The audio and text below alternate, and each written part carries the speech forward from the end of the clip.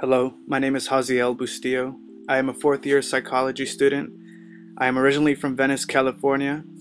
I studied at the University of California in Santa Barbara, and I studied at Pontificia Universidade Católica, also known as PUCI, for a semester.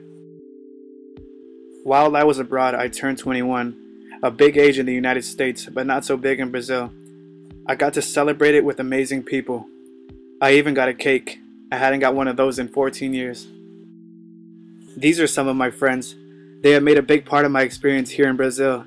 They might not be Brazilian, but we still learn a lot from each other. The Brazilian students say this year's exchange group was a different crowd. They say it was different to see how we didn't isolate ourselves, rather got along and stuck together in big groups. It's funny how sometimes you don't remember how a friendship came to be. But I met these people from all over the world, and I shared my world with them, and they did the same in return. These are most of the people that made my time in Brazil even more worthwhile. I got to Brazil the 1st of January, and I met some family friends at the airport. I just smiled and said hola. I thought I knew Portuguese, but I was very wrong. I could barely communicate with them, but we tried. They took really good care of me and fed me a lot. They bought me my first pair of Havaianas, which are sandals. They also took me to an amazing pizza place. They say family comes first in Brazil, but they treated me way better than that. When people ask me why I came to Brazil, I tell them it's a long story. I initially wanted to go to Italy, but I didn't know Italian. I wanted to go to Spain, but I'm already fluent in Spanish. My advisor suggested Brazil, and I said okay. I didn't know much about Brazil before coming. I knew the colors of the flag, and I had watched some Brazilian films. I knew about favelas, a bit about politics, and a bit about the food and culture. I had heard Brazilian women were amazingly good looking, and that definitely wasn't a lie. They're beautiful. I also knew that Brazilians love soccer, and I loved that. I remember I got goosebumps the first time I walked into the game at Engenhão Stadium. I got to see the passion the fans have for the sport of soccer.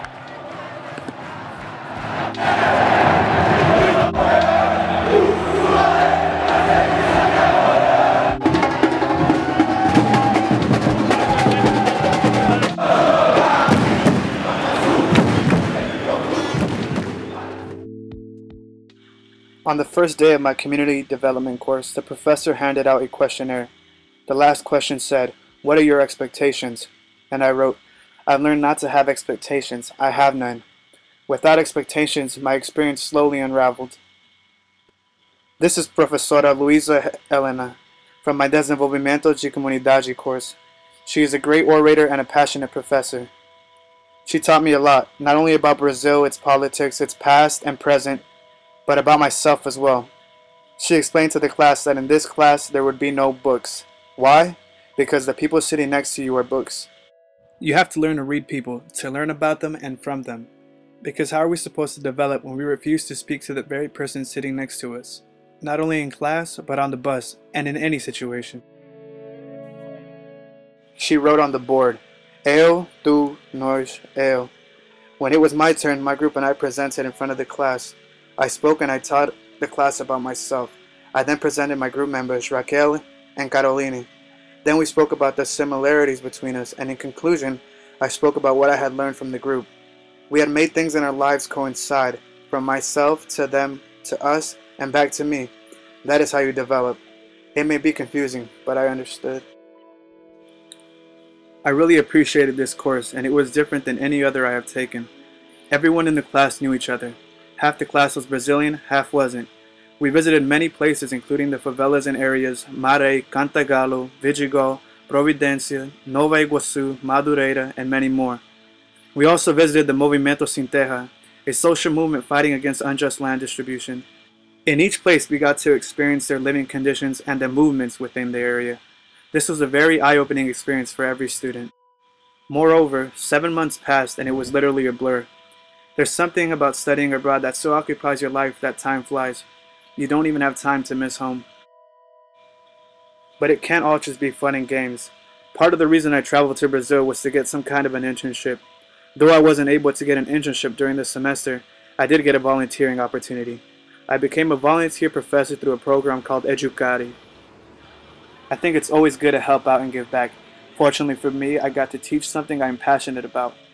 For over 3 months I taught photography and drawing in Vidigal and Morro dos Macacos. I taught alongside 3 others, Luis, Paulo, and Chloe. Alongside the students, we photograph and we draw. We view art and we visit museums. We try to teach technicalities and inadvertently try to teach patience. We try to teach manners and respect not only for the community itself but for others as well. We learned a lot. We saw, listened, and learned, and together we created an educative experience. Moreover, the favelas present a distinct reality.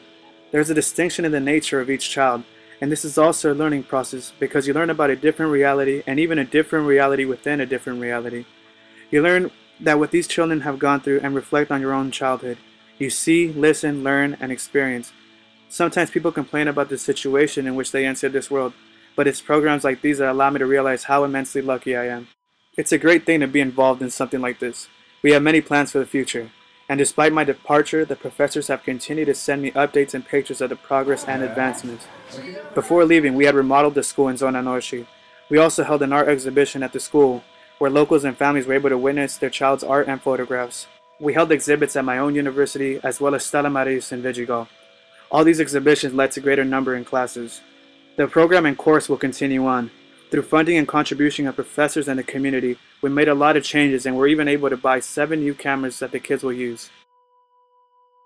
Initially, the course was only supposed to last a few weeks, but after seeing the children's effort and desire to continue, we also had the will to continue. I traveled to Brazil to study, but this proved to be the greatest occupation, and I thank the program. As always, studying abroad is inevitably life-changing. I am the same person with a newly found perspective of how the world elsewhere functions. My friends ask me if I think I've changed. I tell them I don't call it change, I call it seeing.